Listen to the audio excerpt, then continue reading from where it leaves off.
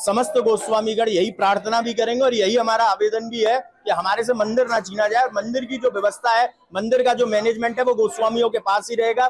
मंदिर की सुचारू रूप से व्यवस्था हम लोग पहले भी चलाते हैं और अब भी चलाएंगे और आगे भी चलाएंगे। बांके बिहारी कॉरिडोर की चर्चा चल रही है कि वहाँ कॉरिडोर होना चाहिए या नहीं होना चाहिए। इस विषय में हम थोड़ा चिंतन और मनन करेंगे कि इस विषय में क्या उचित है और क्या अनुचित है, क्योंकि हमारे यहाँ पर कोई भी कार्य किया जाता है तो शास्त्र को मध्यस्थ रख करके, शास्त्र को मध्य रख करके किया जाता है। शास्त्र से ये निर्णय लिया जाता है कि ये कार्य उचित है, ये कार्य अनुचित है, चाहे वो व्यवहार की दृष्टि से हो, चाहे अन्य किसी दृष्टि से हो। तो व्यवहार की दृष्टि से हो, पारमार्थिक दृष्टि से हो, तो सभी जितने कार्य हम करते हैं शास्त्र को मध्यस्थ रख करके करते हैं। यदि हम किसी से व्यवहार भी कर रहे हैं तो उसमें भी शास्त्र ही प्रमाण होता है कि इस व्यक्ति से कैसा व्यवहार करना चाहिए, चाहे वो आप अपने सेवक आदि से व्यवहार करें, चाहे अपने माता पिता से करें, चाहे अन्य किसी भी जन से आप करें व्यवहार, तो वो शास्त्र के मध्यस्थ होना चाहिए कि शास्त्र में क्या बताया गया है। वही कि पारमार्थिक रूप से यदि देखा जाए तो शास्त्र में क्या विवेचना दी गई है, हमें किस प्रकार से पारमार्थिक पथ पर चलने के लिए, भक्ति मार्ग में जाने के लिए किन किन वस्तुओं को त्यागना है और किन किन वस्तुओं को ग्राह्य है उस रूप में, तो उन सबका चिंतन अत्यंत आवश्यक है।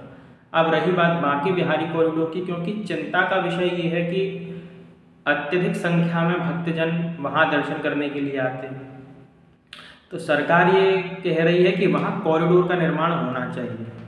ठीक है, चलो कॉरिडोर का निर्माण होना चाहिए, सरकार इस बात को कह रही है, लेकिन यहाँ पे एक बात और ध्यान देने योग्य है कि सरकार जो सुविधा करवा रही है, यदि सरकार को सुविधा करवानी है कॉरिडोर बनवाने की, तो सबसे पहली बात तो मेरा मत ये है कि सुविधा ऐसी होनी चाहिए जहाँ पर एक तो वृंदावन की जो प्राचीनता है वो नष्ट ना हो, क्योंकि यदि वृंदावन की प्राचीनता नष्ट हो जाएगी तो आप क्या विकास करेंगे वृंदावन का।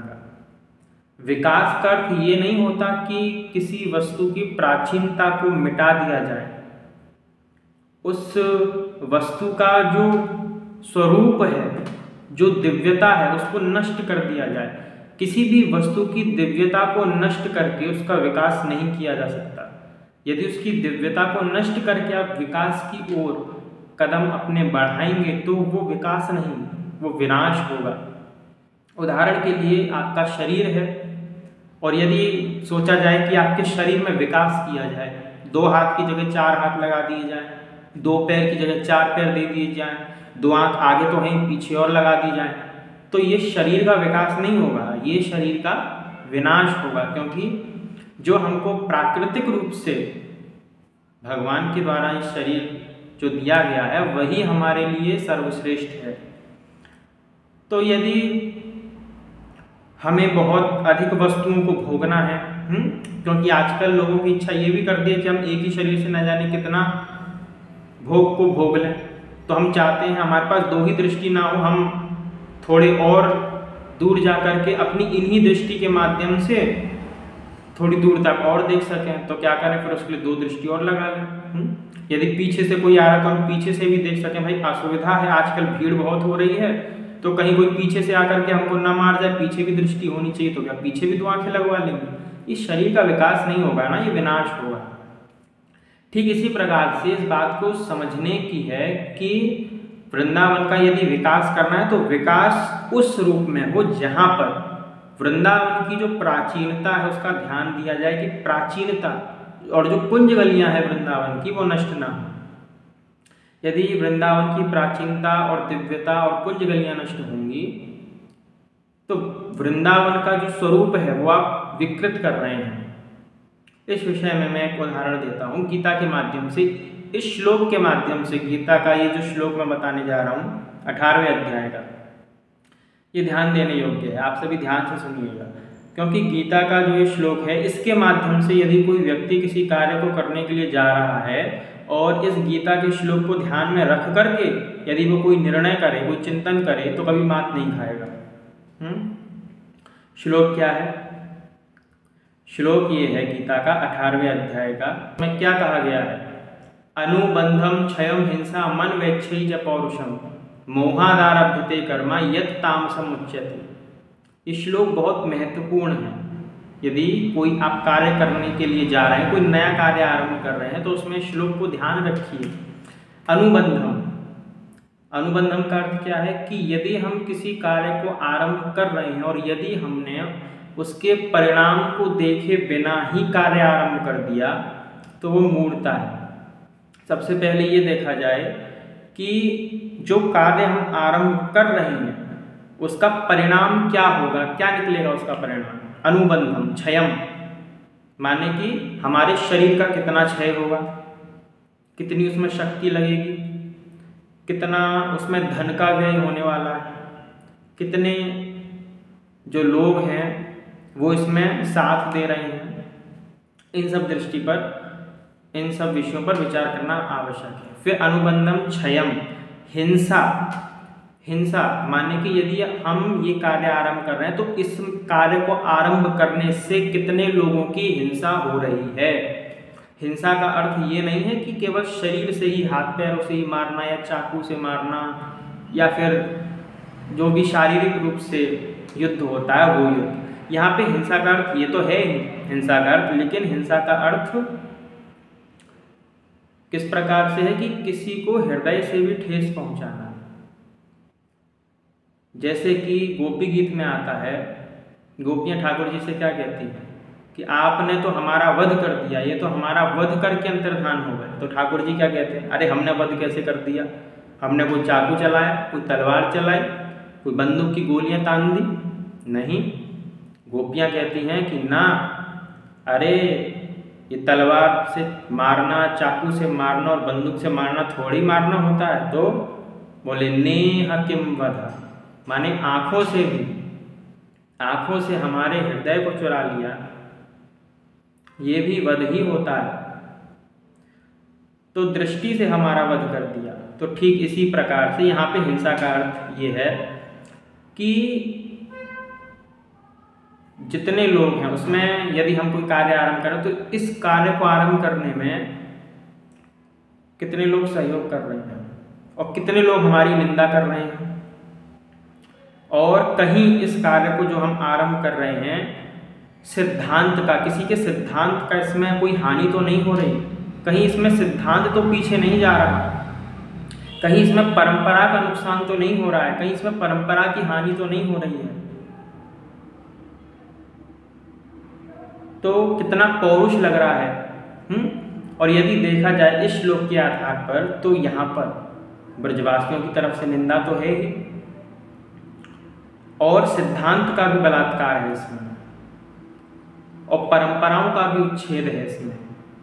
तो यदि कॉरिडोर बन रहा है तो यहाँ पर गीता के श्लोक को ध्यान देने योग्य बात है कि यहाँ पे हिंसा मन वेच्छी च पौरुषम मोहादारभ्यते कर्मा, यानी कि मोह के वशीभूत होकर के ये कार्य केवल धन मान को अर्जित करने के लिए किया जा रहा है, और धन मान को अर्जित करने वाला कार्य, मोह के वशीभूत किया गया कार्य यत् तामसम उच्यते, तामस होता है। तो इस कार्य को तत्काल रोक देना चाहिए। जो लोग ये कह रहे हैं कि बांके बिहारी जी किसी के बाप की बपौती नहीं है, ठाकुर जी सबके हैं, ठीक बात है, ठाकुर जी सबके हैं, इस बात से तो कौन असहमति जताएगा। तो बात ऐसी है बंधु, यदि कोई व्यक्ति ये भी कह रहा है ना कि ठाकुर जी किसी के बाप की बपौती नहीं है, मान के चलिए मैंने अपना स्वयं का, उसमें मैं किसी से दान नहीं मांग रहा, मैंने अपना स्वयं का एक प्राइवेट मंदिर बनवाया, उसमें मैंने अनुमति सबको दे दी कि आप दर्शन करके आइए ठाकुर जी की, बहुत सुंदर उसमें विग्रह स्थापित करवाया, सभी को आकर्षक लगा है ना, सभी लोग दर्शन करने के लिए वहाँ विराज रहे हैं और समय के बढ़ते चलते वहाँ पे भीड़ उमड़ने लगी। कल को सरकार आ गई मेरा मंदिर हथियाने के लिए कि ये मंदिर तो भाई हमारा, तुम्हारा कैसे हो जाएगा वो मंदिर, जब मंदिर मैंने बनवाया, मैं निर्माण करता, तो तुम्हारा मंदिर कैसे हो गया। ये भी बात ध्यान देने योग्य है ना। ठाकुर जी निजी सभी ठाकुर जी सबके हैं, लेकिन अपने अपने जो घर में विराजित ठाकुर जी हैं उन ठाकुर जी पर आपका आधिपत्य है। यदि मेरे घर के निजी ठाकुर मेरे हैं तो उस पर आधिपत्य किसी का नहीं है, उस पर मेरा ही राज चलेगा, वो मेरे ही ठाकुर जी हैं, मेरे निजी ठाकुर हैं, समझे। तो ठीक इसी प्रकार से वो बांके बिहारी जो निधिवन में प्रकट हुए हैं, हरिदास जी की तपस्या से प्रकट हुए हैं, तो हरिदास जी की तपस्या से प्रकट हुए तो उनके जो वंशज वहाँ कार्यरत हैं सेवा में बिहारी जी के, तो उन्हीं के ठाकुर जी हैं, उन्हीं के बाप के बपौती है भाई। तुम्हारा कहने का ये अधिकार नहीं है कि ठाकुर जी किसी के बाप, उन्होंने तुम्हारे ऊपर कृपा की है कि हम सभी को दर्शन करने दे रहे हैं, ये उनकी कृपा है हमारे ऊपर। इस कृपा को हमको शिरोधार्य करना चाहिए कि ठाकुर जी की, उनकी निज सेवकों की एक कृपा है कि वो ठाकुर जी के दर्शन हमको कराते हैं, ना भी कराएं तो उनकी इच्छा है। वो ठाकुर जी के निज सेवक हैं, वो ठाकुर जी का हित अहित सब कुछ समझते हैं, सब कुछ ध्यान में रखते हैं। और यदि आप उनके सेवकों की ही अवहेलना करते हैं, पहले क्या होता था, राजा महाराजा होते थे, तो राजा महाराजा यदि कोई कार्य आरंभ कर रहे हैं तो वहाँ पर यदि ब्राह्मण उस कार्य का विरोध कर रहे हैं, संत उस कार्य का विरोध कर रहे हैं, तो राजा उस कार्य की अनुमति जो है वो ब्राह्मणों से लेते थे। ब्राह्मणों के विरुद्ध जाकर के कोई कार्य नहीं करते थे, संतों के विरुद्ध जाकर के कोई कार्य नहीं करते थे, और तीर्थस्थली को भोगस्थली नहीं बनाते थे। तो तीर्थस्थली जो है वो तीर्थस्थली रहे, भोगस्थली ना बने, इसका विशेष रूप से ध्यान रखना चाहिए। अभी जो कुंज गलियां हैं वहाँ पर गलियों से होते होते कोई भी वीआईपी आएगा, गाड़ी अंदर तो जाएगी नहीं, बिहारी जी के मंदिर पर जाकर तो खड़ी होगी नहीं प्रांगण में, सीधा गाड़ी तो बाहर रहेगी, वहाँ से कोई भी व्यक्ति आ, चाहे वीआईपी हो चाहे नॉर्मल पर्सन हो, तो सीधा अंदर गलियों से होकर के जाएगा। अब जब कॉरिडोर बन जाएगा तो सीधे सीधे चाहे कोई भी हो, है ना, कोई भी मुख्यमंत्री हो, चाहे फिल्म स्टार हो, चाहे बड़े बड़े सेलिब्रिटी अन्य हो, सीधा उनकी गाड़ी अंदर जाएगी, बांके बिहारी के सीधा चौखट पे और सीधा वो अंदर। तो ये कहाँ का विकास है? ये कोई विकास का स्वरूप है ही नहीं, ये विकृति का स्वरूप है। और यदि उनकी गाड़ी सीधा अंदर तक आ रही है तो तीर्थस्थली की एक अपनी महिमा है कि तीर्थस्थली में जब कोई व्यक्ति आए तो अपने वाहन का सबसे पहले तो त्याग कर दे, वाहन का त्याग करके कुछ दूरी पर पैदल चल करके वो जाए और दर्शन करे भगवान के। किंतु वहाँ उनको केवल गाड़ी सीधा वहाँ रोकनी है, इसके लिए विकास करवा रहे हैं, ये बिल्कुल अनुचित है। और केवल अपना ही आधिपत्य उस मंदिर पर करना है, ये भी अनुचित है, क्योंकि वहाँ पर परंपराओं का उच्छेद है और सिद्धांतों का उच्छेद है, सिद्धांतों का बलात्कार है और परंपराओं का बलात्कार है। तो वहाँ पर यदि परंपरा और सिद्धांत को ध्यान में न रखकर ये कार्य किया जाएगा तो यत् तामसम उच्यते, गीता के अनुसार ये जो कार्य है ये तामस कार्य है, इसको नहीं करना चाहिए। और कुछ लोग ये कह रहे हैं कि पंडित पुजारी जो है वो बहुत धन लेते हैं, ये करते हैं। भाई देखो, मैं भी बांके बिहारी दर्शन करने के लिए जाता हूँ, ऐसी बात नहीं कि मैं कभी बिहारी जी के दर्शन करने नहीं गया। जब मैं छोटा था तब, अब ये वृंदावन ट्रेंड में तो अभी से चला है, मैं तो ना जाने कब से बिहारी जी के दर्शन करने के लिए जा रहा हूँ। जब छोटा था मैं तब से जा रहा हूँ बिहारी जी के दर्शन करने के लिए, और हर महीने जाता था। तो मुझे ऐसा कोई वहाँ नहीं लगा कि कोई, हाँ आपको वीआईपी दर्शन करने, वीआईपी दर्शन के लिए पैसे लेते हैं, वो बिल्कुल लेते हैं, उसमें कोई, मैं ये भी नहीं कहूँगा कि गलत है। यदि आपको वीआईपी दर्शन कर, क्योंकि बिहारी जी के दर्शन जब हम मंदिर के अंदर घुसते हैं तो दूर से ही हो जाते हैं।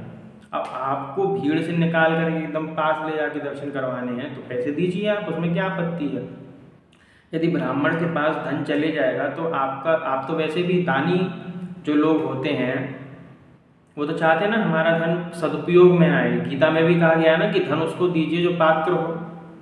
तो गोस्वामी जो निज सेवक हैं ठाकुर जी के, यदि वो पात्र नहीं है तो कौन पात्र है आपके लिए?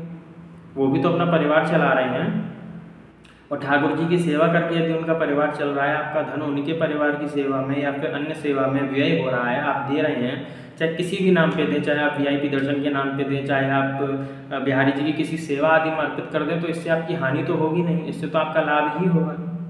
हाँ, यदि कोई आपके धन का दुरुपयोग कर दे तो वहाँ पे हानि तो उसकी है, क्योंकि आपने दान सही कार्य के लिए ही उसको दिया था और ब्राह्मण समझ कर ही दिया था। तो इस बात को विशेष ध्यान देने योग्य है। और सबसे बड़ी बात यह है कि यदि आप बिहारी जी के दर्शन करने जा रहे हैं और जो लोग ये कह रहे हैं कि कॉरिडोर बनना ही चाहिए, बनना ही चाहिए, हमको असुविधा होती है, तो क्या सुविधा के लिए तुम हर जगह जाते हो? ठाकुर जी के दर्शन करने के लिए यदि तुम्हें थोड़ी असुविधा हो जाएगी, शरीर थोड़ा कष्ट सहन कर लेगा तुम्हारा, तो उसमें क्या आपत्ति है? क्या हमारी भक्ति इतनी निकृष्ट है, इतनी कमज़ोर है, या फिर हम इतने स्वार्थी हैं कि अपने स्वार्थ के लिए हम वृंदावन के स्वरूप को विकृत होता हुआ देख सकते हैं? भीड़ के कारण कॉरिडोर बनाने के लिए तैयार हो, किंतु यमुना जल जो इतना विकृत हो गया है, इतना दूषित हो गया है, उसमें लोग स्नान तक नहीं कर सकते, उसके लिए तुम पर कोई नियम लागू नहीं किया जा रहा है। उसमें पहले तो जल पान भी कर सकते थे, आजकल तो पान करने योग्य भी यमुना जल नहीं रह गया, स्नान करने योग्य भी नहीं रह गया। तो यमुना जल को विशुद्ध बनाने के लिए तुम्हारे पास कोई प्रकल्प नहीं है, किंतु बिहारी जी के नाम पे तुम्हारे पास प्रकल्प आ जाते हैं, क्योंकि वहाँ पर भीड़ उमड़ रही है तो धन आएगा, धन आएगा तो हमारी जेबें भरेंगी। तो वहाँ पर तुमको कॉरिडोर क्यों बनाना है? तो यमुना जी को पहले यदि तुमको वृंदावन का विकास करना है तो विकास शुद्धता तरीके से, पवित्रता के रूप में विकास को नाम दिया जाए। सबसे पहले यमुना जी पर ऐसा कार्य आरंभ करवाया जाए जहाँ पर यमुना जी विशुद्ध हों और शुद्ध हों, जिससे हर व्यक्ति स्नान भी कर सके, जल भी पान कर सके, और वहाँ पे एक ऐसी व्यवस्था की जाए कि कोई व्यक्ति वहाँ पे अपने वस्त्र आदि को न धोए, साबुन आदि से ना स्नान करे, क्योंकि तीर्थों की अपनी एक मर्यादा, अपनी एक पहचान होती है। गंगा जी को तुम पे विशुद्ध नहीं किया जा रहा, शुद्ध नहीं किया जा रहा, गंगा जी को तुम विकृत करे दे रहे हो। तो कहाँ से तीर्थ स्थली तुम कह रहे हो कि और पर्यटक आएंगे? तो क्या पर्यटक लाने के लिए तुम यहाँ पे वृंदावन में विकास कर रहे हो? पर्यटक नहीं चाहिए भाई वृंदावन में, इस बात को समझिए। ये बात विशेष समझने योग्य है कि वृंदावन में पर्यटकों की आवश्यकता नहीं है, वृंदावन में भक्तों की आवश्यकता है, वृंदावन में संतों की आवश्यकता है। ब्राह्मणों की हानि करके, संतों की हानि करके अनावश्यक जो विकास किया जाएगा वो विकास नहीं, वो विनाश होगा। और जो लोग ये कह रहे हैं कि गोस्वामियों का रोजगार छिन जाएगा, ये लोग वीआईपी दर्शन इत्यादि कराते हैं, अब इनके पास पैसे कैसे आएंगे? तुमको गोस्वामियों को पैसे देने से बड़ी समस्या है। तुम लोग ब्राह्मणों को दान नहीं कर सकते, लेकिन तुम सरकारों को भर भर के टैक्स जरूर दे सकते हो। और जो तुम्हारा टैक्स का पैसा है, जो तुम्हारा दान का पैसा यदि सरकार के पास जाएगा, मंदिर होगा, तो वो कहाँ जाएगा मालूम भी है कुछ? वो सारा पैसा तुम्हारा अन्य तंत्र के विकास के लिए जाएगा। वहाँ अन्य तंत्र का विकास करवाएंगे, वो चाहे इस्लाम तंत्र हो, चाहे ईसाई तंत्र हो, चाहे अन्य कम्युनिस्ट तंत्र हो, उनके पास पूरा पैसा जाएगा तुम्हारा, दो सरकार के पास। और गोस्वामियों के पास तुम पैसा दे दोगे तो तुम्हारा क्या बिगड़ जाएगा? तुम्हारा तो लाभ ही होगा। एक तो गोस्वामियों के पास पैसा जाएगा जिससे वो अपना अधिक से अधिक क्या करेंगे? अपना घर का पालन कर लेंगे। हाँ चलो, थोड़ी हर वासना जो होती है हर व्यक्ति में होती है, गृहस्थ में होती है, अपनी कुछ वासनाएं जो होंगी उनकी पूर्ति कर लेंगे, गौशाला में दान कर देंगे, भंडारा करवा देंगे, अधिक से अधिक यही करेंगे। वो इस्लाम तंत्र या ईसाई तंत्र में अपने पैसों का उपयोग विनियोग करने वाले नहीं हैं। किंतु तुम जो पैसा, तुम ये सोच रहे हो कि गोस्वामी हमको ठग रहे हैं, गोस्वामी से हट के मंदिर सरकार के पास जाना चाहिए, सरकार के पास चले गया तो हम अच्छी तरीके से दर्शन कर पाएंगे। दर्शन अच्छी तरीके से नहीं कर पाओगे और स्थिति बिगड़ जाएगी। ऊपर से जो तुम पैसा दोगे दान में, वो किसके? अच्छा, दान जो तुम देते हो तो बिहारी जी तो उपयोग करते नहीं हैं क्या? बिहारी जी उपयोग करते हैं? बिहारी जी तो उपयोग करते नहीं है। बिहारी यदि जो तुम दान देते हो तो दान पे अधिकार किसका है? जो बिहारी जी के निज सेवक हैं, वो बिहारी जी की सेवा आदि करते हैं, अपने परिवार को चलाते हैं, तो उस धन का जो तुम बिहारी जी के नाम पर देते हो, उस धन का जो उपयोग है वो सेवायत करते हैं, उनका अधिकार है। और वही जो दान है तुम्हारा, जो लाभ गोस्वामियों को प्राप्त होता है, उसी से तुमको पुण्य प्राप्त होता है। और वो जो दान तुम जो सोच रहे हो कि सरकार यदि मंदिर को हत्या लेगी, वो जो दान तुम दोगे तो सरकार के पास जाएगा, सरकार तुम्हारे भले में उस दान का प्रयोग करेगी? नहीं करेगी भाई। इस्लाम ईसाई तंत्र के पास सारा का सारा धन जाएगा, तुम्हारा सत्यानाश हो जाएगा, तुम्हारी छाती पे बैठ करके तुमको लात मारी जाएगी और तुम बस ऐसे ही देखते रहना तमाशा। तो गोस्वामियों की रोजगारी छिन रही है, ब्राह्मणों की रोजगारी छिन रही है, जिन लोगों को बहुत हंसी आ रही है और बहुत अच्छा लग रहा है। ठाकुर जी भी ना ब्राह्मणों के ही भक्त हैं। भगवान श्री राम ना ब्राह्मणों के ही अनन्य भक्त हैं। तो वो जब ब्राह्मणों के भक्त हैं और तुम ब्राह्मणों का अनादर कर रहे हो, संतों का अनादर कर रहे हो, क्या लगता है तुमको ठाकुर जी तुमसे प्रसन्न हो जाएंगे? म्लेच्छों ने जब आक्रमण कर दिया था वृंदावन पे, तब ठाकुर जी को लेकर के भागना पड़ा था या नहीं भागना पड़ा था? जयपुर में गए या नहीं गए ठाकुर जी? तो ये स्थिति उत्पन्न ना की जाए वृंदावन के अंदर, क्योंकि वृंदावन जो स्वरूप है, आज ब्रजरज की कितनी महिमा है शास्त्रों में। कहाँ है ब्रजरज? देखने तक को नहीं मिलती। कंक्रीट के अंदर सारी ब्रजरज का सत्यानाश कर दिया। वृंदावन, वृंदा माने तुलसी, तुलसी का वन। कहाँ है तुलसी का पौधा? कहीं देखने को मिलता है? वृंदावन के नाम पर तुमने पूरा उसका जो विकासीकरण किया है, वो विनाश कर दिया तुमने वृंदावन। वृंदावन ठाकुर जी का हृदय है, और ठाकुर जी के हृदय पे तुम जो हो अपनी मशीनें चलाने पे लगे हुए हो, तोड़ फोड़ करने में लगे हुए हो। ये कार्य उचित नहीं है ये, क्योंकि वो भोग स्थली नहीं है, तीर्थ स्थली है। यदि तुम कहोगे पर्यटक बहुत अधिक आएगा, अभी 10,000 की संख्या में लोग आ रहे हैं, अब जो है 20,000, 30,000 या 50,000 की संख्या में लोग आएंगे, तो उससे होगा क्या?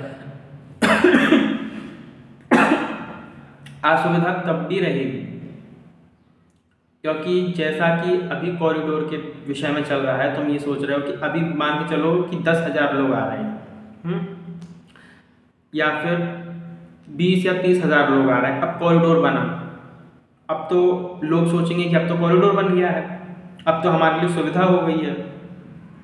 तुमने सोचा कि 50,000 लोग आएंगे, वहाँ उमड़ पड़े, हो सकता है 2 लाख या 2.5 लाख भक्त, हो सकता है उससे भी कहीं अधिक, कॉरिडोर की व्यवस्था ही भंग हो जाए।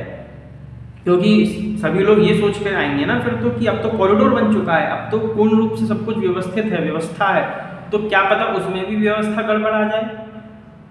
तो उसमें जब व्यवस्था गड़बड़ा जाएगी फिर क्या करोगे? क्योंकि ये मामला थमने वाला नहीं है, इसके लिए और भी कार्य हो सकते हैं कि बिना कॉरिडोर बनाए भी, बिना घरों को तोड़े, दुकानों को तोड़े, गलियों को तोड़े, उसका विकासीकरण न करके, मंदिरों को गोस्वामियों से न छीन करके, उसके और भी उपाय हैं कि दर्शनार्थी दर्शन आराम से कर लें। और ये बताओ कि क्या तो मंदिर मैनेजमेंट की गलती है, मंदिर मैनेजमेंट की गलती है, लगे पड़ते हो कि वहाँ इतने लोगों की मृत्यु हो गई। कहाँ मृत्यु नहीं हो रही है? कॉरिडोर बनने पे मृत्यु नहीं हुई क्या? बालाजी में देख करके आओ, वहाँ पे मृत्यु नहीं हुई। वैष्णो देवी में देख कर आओ, वहाँ मृत्यु नहीं हुई लोगों की। कॉरिडोर बनने पर भी क्या लोगों को समस्या उत्पन्न नहीं हो रही है? अभी बांके बिहारी जी पे यदि टिकट लग जाए, अभी तो हम कितनी बार भी दर्शन करके आ जाते हैं, बिहारी जी पढ़ने के लिए पुनः दर्शन करने पहुँच गए, महीने में चलो एक बार दर्शन करने के लिए पहुँच गए। अभी टिकट वहाँ पे लग जाए 1000 की, 2000 की, क्योंकि भीड़ अधिक है। और ट्रेंड, क्योंकि भीड़ का है, ट्रेंड चलेगा, ट्रेंड को देखते हुए वहाँ पे बिहारी जी की डिमांड बढ़ रही है, बिहारी जी की डिमांड बढ़ रही है, तो टिकट लगा देंगे, टिकट लगा देंगे तो वो लोग आएंगे जो लोग पैसा दे सकेंगे। अब पैसा जो लोग दे सकेंगे वही आएंगे। अब कोई साधारण व्यक्ति आके दर्शन तो कर नहीं सकता बिहारी जी के, तो ये क्या बिहारी जी के दर्शन का ये कोई स्वरूप होगा कि तुमने भक्तों को ही वंचित कर दिया? वहाँ पे जो पैसे वाले लोग हैं वो टिकट दे करके दर्शन करेंगे, तो ये क्या स्वरूप रह जाएगा फिर? इस पर भी तो विचार करने योग्य बात है। और यदि कोई व्यक्ति ये सोच ले कि भाई चलो, ये सोचना चाहिए कि हम जो श्रद्धालु हैं, इतनी भक्ति तुम्हारे हृदय में होनी चाहिए कि ठाकुर जी जहाँ विराजित हैं वहाँ विराजित रहने चाहिए। हमको ऐसा विकासीकरण नहीं चाहिए कि वृंदावन के स्वरूप विकृत हो जाए। तुम्हें हर जगह पैसा, गोसाई और VIP दर्शन, इन सबसे थोड़ा ऊपर उठ जाओ मेरे भाई। इन सबसे थोड़ा ऊपर उठ करके अपने दिमाग के तारों को खोल करके सोचो कि ये तुम्हारा ही विनाश होने जा रहा है। वो केवल बात गोस्वामियों की नहीं है। यदि कल को बिहारी जी पर टिकट लग जाती है तो वहाँ पर फिर कौन दर्शन कर? जहाँ हम महीने में चले जाते हैं, 1 महीने में या 2 महीने में चले जाते हैं, फिर साल में कई बार जाना होगा। अब इतना पैसा किसके पास है? या फिर कि हर महीने जा कर के वहाँ पे 1000 रुपये की पर्ची कटाए तब जा करके दर्शन करने जाए अंदर। और VIP लोग तो तब भी घुसेंगे अंदर, वो भी फ्री में घुसेंगे, चाहे कोई सेलिब्रिटी आ जाए, चाहे कोई नेता आ जाए, चाहे अभिनेता आ जाए, उनके लिए तो सब कुछ फ्री है, उनको फिर VIP दर्शन ही मिलेंगे। और कॉरिडोर में अभी तो चलो ठीक है, अभी जितने लोग आ रहे हैं उसके लिए कोई और व्यवस्था कर दी जाए, उसके लिए वो समझ में आता है। लेकिन यदि कॉरिडोर बना और मान के चलो उसमें लोगों ने सोचा अब तो व्यवस्था बहुत है, तो जैसा मैंने कहा कि अगर भीड़ बहुत अधिक हुई, लाखों की संख्या में और हुई, तो कॉरिडोर जब बनेगा तो लाखों की संख्या में जो लाइन आएगी तो वहाँ पे कितने घंटे तुमको खड़े रहना पड़ेगा भीड़ में और धूप में बिहारी जी के दर्शन करने के लिए।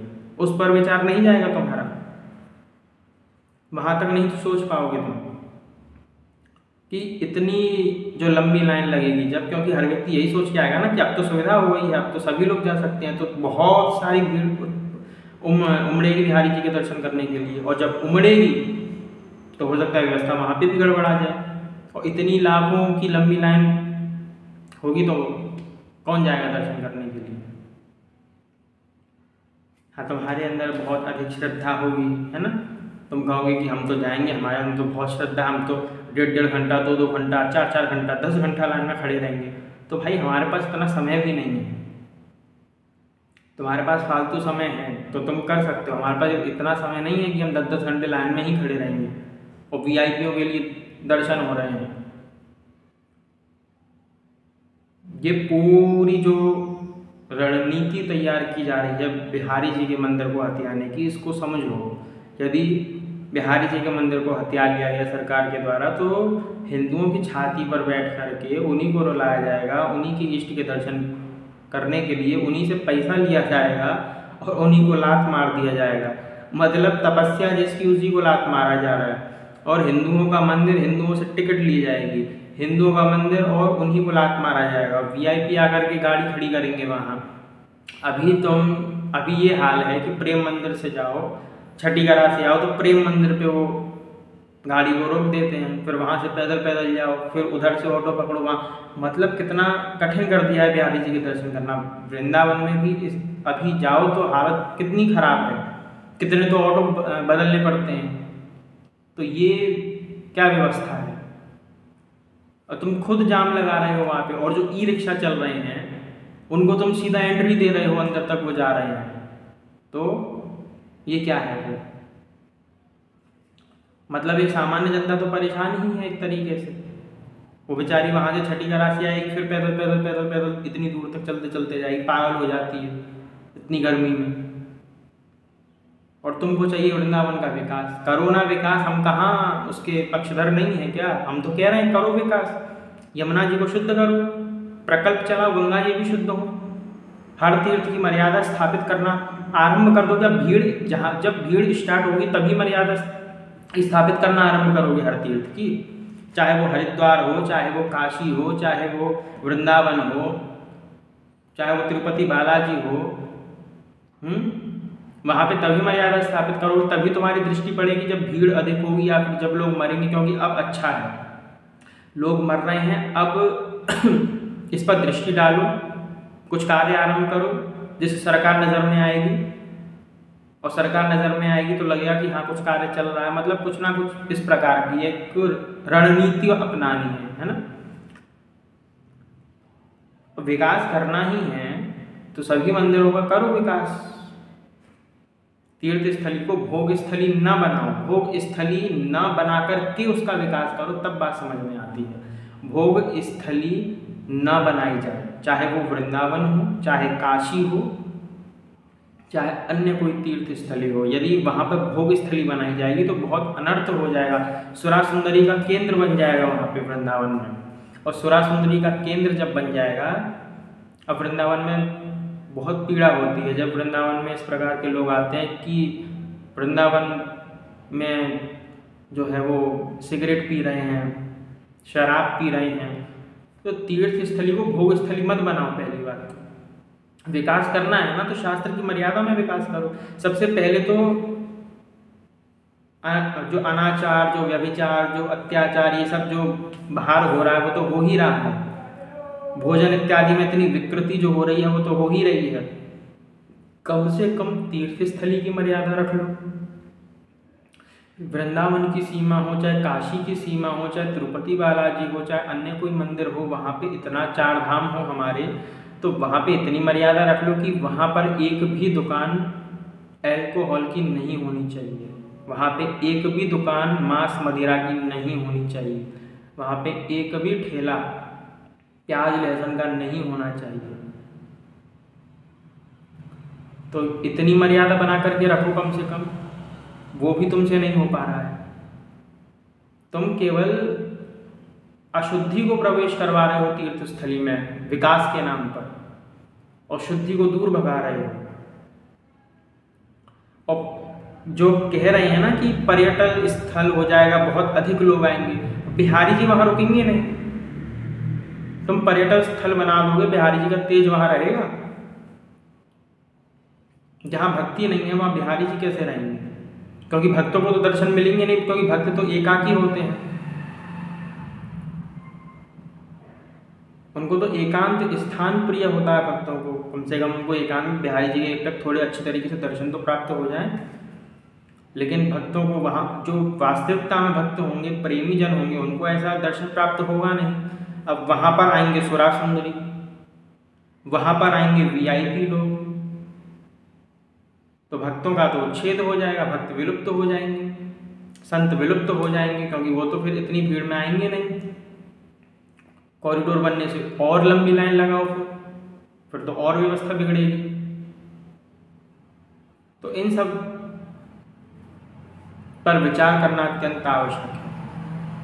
तो भगवद गीता के अनुसार जो मैंने बताया, अनुबंधम क्षयम हिंसा मन वैच्छेच पौरुषम मोहादारभ्यते कर्म यत्ताम समुच्यते, इस श्लोक को ध्यान में रखते हुए यदि विकास किया जाए, इस श्लोक को ध्यान में रखते हुए यदि कार्य आरंभ किया जाए तो अवश्य ही कार्य सफल होगा। नहीं तो ये तामस कार्य यदि इस प्रकार से किया जाएगा तो, क्योंकि यहाँ पर निंदा भी हो रही है, सिद्धांत की हानि भी हो रही है, और परंपराओं की हानि भी हो रही है, जो कि गीता के अनुसार बिल्कुल ठीक नहीं है। तो इस बात को ध्यान में रखिए। जय श्री कृष्ण।